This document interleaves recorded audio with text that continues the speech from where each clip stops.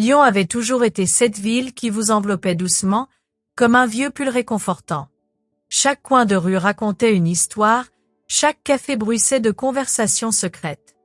J'y avais passé assez d'années pour connaître ses recoins, ses promesses et ses déceptions. Pourtant, malgré toutes ces expériences, rien ne m'avait préparé à l'ouragan d'émotions que provoquerait sa simple présence. Tout avait commencé par une annonce banale pour louer une chambre vide. Mon mari, l'homme pratique par excellence, ne voyait là qu'une opportunité de compenser les factures. Moi, j'y voyais inconsciemment une porte entrouverte vers l'inconnu. Et l'inconnu, lorsqu'il frappa à notre porte ce mardi après-midi de septembre, se présenta sous les traits de Théo. Le soleil couchant glissait entre les persiennes, dessinant des rayons dorés dans lesquels dansaient les poussières, quand il apparut sur le seuil, hésitant mais souriant. Il venait d'arriver dans cette ville qu'il ne connaissait pas encore, ce qui se voyait à son regard à la fois émerveillé et légèrement perdu lorsqu'il évoquait son installation. Bien plus jeune que moi, il possédait pourtant une maturité silencieuse qui rendait la différence d'âge presque insignifiante. Sa simple présence dans une pièce modifiait l'atmosphère, pas de manière bruyante ou théâtrale, mais comme une mélodie en sourdine qui modifie imperceptiblement l'humeur d'un lieu. Physiquement, il était le genre d'homme qu'on remarque sans qu'il ait besoin de faire d'efforts. Une carrure athlétique qui n'avait rien de grossier, des épaules larges qui semblaient faites pour porter bien plus que leur propre poids, une peau chaude aux reflets cuivrés qui capturait la lumière. Ses mouvements avaient cette grâce naturelle des gens parfaitement à l'aise dans leur corps, comme s'il avait toujours su exactement quelle place occuper dans l'espace.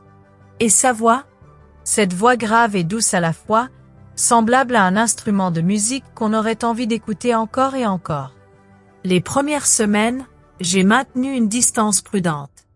Je l'observais discuter de ses projets, de ses rêves pour cette ville qu'il commençait tout juste à apprivoiser. Il se montrait toujours d'une politesse irréprochable, prompt à proposer son aide pour les petites tâches du quotidien. Mon mari, absorbé par ses dossiers professionnels, ne voyait rien de particulier dans cette cohabitation. Puis vint l'incident de la lampe de chevet, ce détail insignifiant qui deviendrait le pivot invisible de tout ce qui suivrait. La lampe clignotait depuis des semaines dans la chambre d'amis, un problème mineur auquel personne n'avait prêté attention. Ce soir-là, alors que mon mari travaillait tard comme à son habitude, j'ai demandé à Théo s'il pouvait jeter un œil. Sans hésitation, comme à son habitude, il a accepté. Je me souviens encore du bruit métallique de l'échelle qu'il dépliait, de la façon dont les muscles de ses bras se tendaient tandis qu'il s'élevait vers la source du problème, du faisceau de lumière qui jouait sur les contours de son visage concentré. À ce moment précis, quelque chose d'imperceptible mais d'irréversible s'est produit en moi. Je restais en bas, prétextant surveiller ses gestes pour éviter une chute. Mais mes yeux, traîtres, refusaient de se cantonner à ce rôle. Son corps se mouvait avec une grâce hypnotique, chaque muscle dessinant des ombres changeantes sous sa peau lorsqu'il ajustait le luminaire. Il avait ôté son t-shirt, logique par cette chaleur étouffante, après son entraînement. Mon regard errait malgré moi, captivé par la courbe de ses épaules, par la lueur de la sueur sur son torse dans la pénombre. Une onde sourde m'a traversé, bien plus profonde que le simple désir. Quelque chose d'animal, d'oublié, qui remuait des cendres que je croyais éteintes. Je ne voulais pas seulement le toucher, je voulais le voir perdre cette maîtrise qui menaçait désormais la mienne. Il a senti mon examen. Tournant la tête, il m'a souri, un sourire qui a suspendu ma respiration. Puis l'instant s'est brisé. La réparation terminée, il a essuyé ses mains sur son jean avant de lâcher, voix veloutée, une voix comme la vôtre, c'est comme un alcool rare. Ma réponse est venue, rauque malgré moi. Quand il a étiré ses bras, j'ai imaginé tracer le chemin de ses abdominaux du bout des doigts. Je me suis retenue. Pas encore. Cette nuit-là, allongé dans mon lit, j'ai fixé le plafond, électrisé. La question brûlait, éprouvait-il la même tension? La réponse est venue le lendemain soir, devant sa porte. Le couloir mal éclairé accentuait les battements précipités de mon cœur. J'avais choisi une tenue calculée, une robe de chambre en soie, nouée de façon à suggérer plus qu'à montrer. Ma frappe à la porte a déclenché des pas. Quand elle s'est ouverte, Théo s'y tenait, torse nu, son pantalon de jogging accroché bas sur ses hanches. La lumière jouait sur ses muscles encore humides d'effort. J'ai laissé mon regard s'attarder avant de murmurer, faussement détaché, « Je me demandais si tu apprécierais de la compagnie. » Un sourcil levé, un silence. Puis il s'est effacé pour me laisser entrer. En le frôlant, j'ai respiré son odeur chaude, masculine, mêlée au cuir et au coton de sa chambre. L'espace était ordonné mais vivant, baskets abandonnées près d'un bureau où un ordinateur diffusait une lueur bleutée. Je me retournai, jouant négligemment avec la ceinture de ma robe de soie. J'ai réalisé quelque chose. Murmurai-je, laissant ma voix traîner. Quoi donc? Sa question était calme, mais ses yeux brûlaient d'une intensité qui faisait frémir ma nuque. Mon mari est à Redland. Il ne rentre que demain. Ma main effleura le nœud de la ceinture, un geste trop lent pour être innocent. L'air entre nous s'épaissit soudain. Je m'assis au bord du lit, mon genou frôlant le sien. Je commençais à me sentir seul. Mon doigt traça des cercles sur son jean, m'attendant à une hésitation. Au lieu de cela, il eut un rire sourd comme s'il avait attendu ce moment depuis des heures. Puis ce fut lui qui prit les rênes. D'un mouvement fluide, sa main enserra mon poignet, l'immobilisant, tandis que l'autre m'attirait à lui. Mon souffle se bloqua. J'avais imaginé diriger cette danse, mais Théo ne demandait pas la permission. Sa prise était ferme, son corps un mur de chaleur.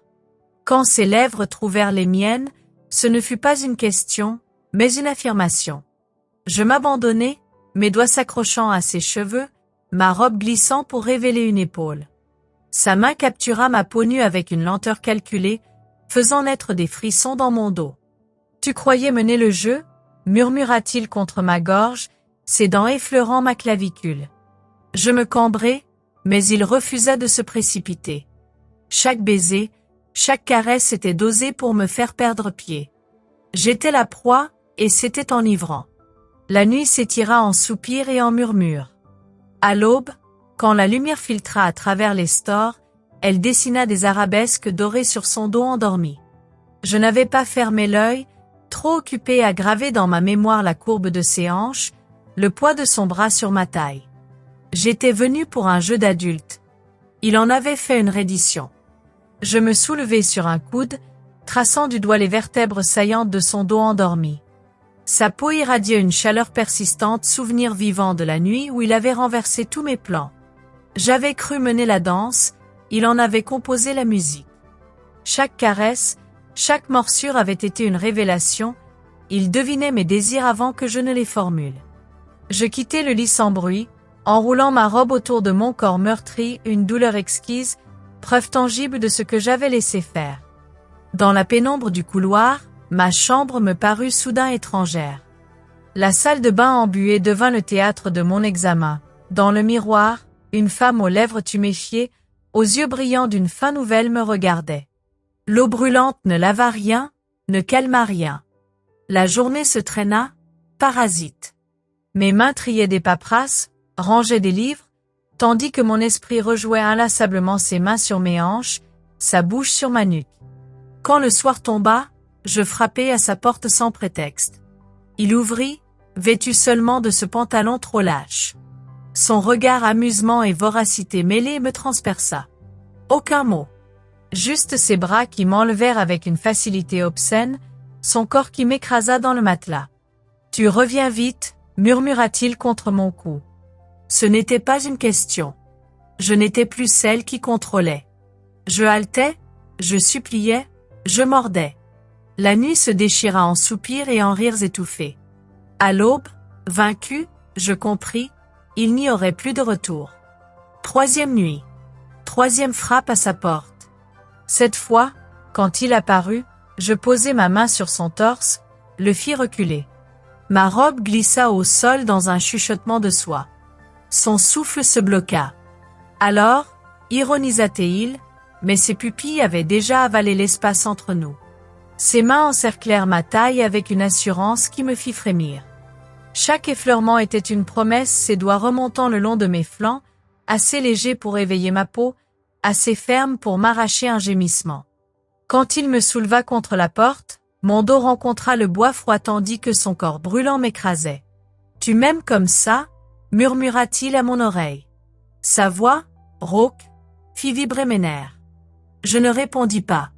Mes jambes se nouèrent autour de lui, réponse plus éloquente que des mots. Son baiser commença en douceur, puis devint vorace. Nous échangions notre souffle, mes ongles s'enfonçant dans ses épaules comme pour m'ancrer à cette réalité. Il me porta jusqu'au lit avec une lenteur calculée. La nuit oscilla entre tendresse et passion sauvage, entre rires étouffés et soupirs haletants. Jamais je n'avais connu une connexion aussi dévorante. À l'aube, je m'éveillai au crépitement rare de la pluie sur les vitres. L'espace à côté de moi était vide, mais encore tiède. Un sourire inconscient naquit sur mes lèvres. D'habitude, je fuyais avant les lueurs du jour avant que l'ivresse ne se dissipe. Cette fois, j'étirai mes membres endoloris, savourant la douce agonie qui me rappelait chaque instant. Le bruit de la douche cessa. Théo apparut dans l'embrasure, une serviette nouée sur ses hanches, la vapeur estompant ses muscles luisants. « Je ne t'attendais pas ici », admit-il en approchant. Sa main glissa le long de ma cuisse, provocante. « Tu devrais être parti. » Je haussai un sourcil, jouant l'indifférente malgré le feu sous ma peau, et gâcher ce spectacle. Son rire réchauffa l'air entre nous. « Tu triches !» Ses doigts remontèrent, traçant des cercles sur ma hanche. « Tu n'es pas celle qui reste. » Mais pour lui, je resterai. Je sentis mon cœur se serrer comme un poing dans ma poitrine. L'aveu avait fui mes lèvres sans permission, comme une vague qui brise enfin la digue. Le silence qui suivit fut épais, palpable, on aurait pu y découper au couteau la tension entre nous. Théo ne bougeait pas, son torse nu luisant faiblement dans la pénombre, mais quelque chose dans ses yeux venait de basculer. Une tempête que je ne savais pas lire. « Répète », insista-t-il, plus doucement cette fois. Ma gorge était un désert. Je croisai mes bras sur mon peignoir, comme si ce geste pudique pouvait protéger ce qui restait de ma dignité. Mais c'était trop tard. La vérité était là, étalée entre nous comme ces draps froissés qui sentaient encore notre passion. « Je t'aime », répétai-je, surpris d'entendre ma voix si ferme. « Je ne devrais pas. Je ne voulais pas. Mais quand tu me touches… » Ma main esquissa un geste vers sa poitrine, retomba. « C'est comme si tu avais toujours su où étaient mes cicatrices. » Un muscle tressaillit dans sa mâchoire. Puis, lentement, il se pencha vers moi. Je crus qu'il allait m'embrasser mais son front se posa contre le mien, son souffle chaud caressant mes lèvres entr'ouvertes. « Putain !» murmura-t-il contre ma peau. « Tu rends les choses compliquées. » Sa main glissa le long de mon bras, doigts entrelacés aux miens. Un frisson me parcourut. Dans ce geste, je perçus tout ce qu'il ne disait pas, la peur, le désir, et cette chose fragile qui ressemblait à de l'espoir. La lune filtrait à travers les rideaux, dessinant des ombres mouvantes sur son épaule. Pour la première fois depuis des semaines, je ne pensais pas à demain. Juste à cette minute volée où, peut-être, je n'étais plus seule à tomber. Cette histoire vous a mis le feu au corps? Likez si vous avez vibré avec cette passion interdite. Commentez si vous voulez la suite, ou dites-moi, doit-elle fuir ou succomber? Abonnez-vous pour ne rien manquer des prochains récits à vous couper le souffle. Envie d'oser votre propre audace? Mon e-book Révélez vos désirs secrets, lien en bio, vous apprend à écrire des histoires brûlantes, sans vous faire griller par les algorithmes. Partagez cette vidéo sous le couvert de l'anonymat, si vous osez.